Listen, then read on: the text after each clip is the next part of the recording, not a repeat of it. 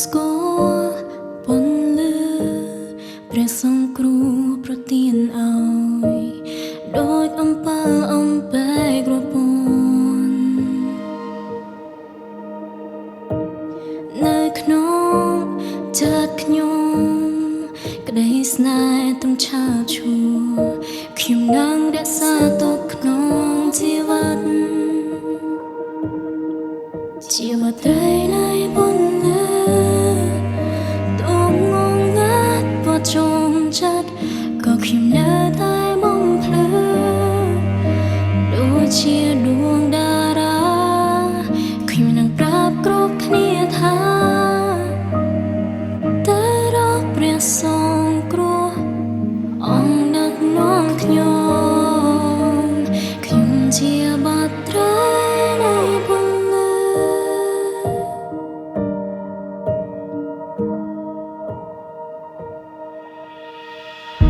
ខ្ញុំទទួលក្តីស្នេហ៍បង្កើនរាស្មីឲ្យចែងចាំងដោយបំភ្លឺដល់សកលដូចជាចន្ទ្រាមានរាស្មីព្រះអាទិត្យគេឃើញក្តីស្នេហ៍ត្រង់ក្នុងខ្ញុំ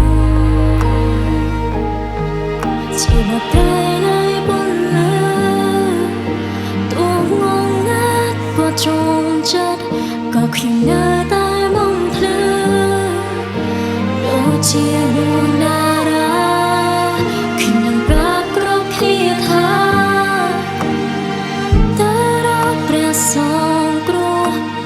អង្គដឹកនាំខ្ញុំជាបាត់ត្រីនៃពន្លឺ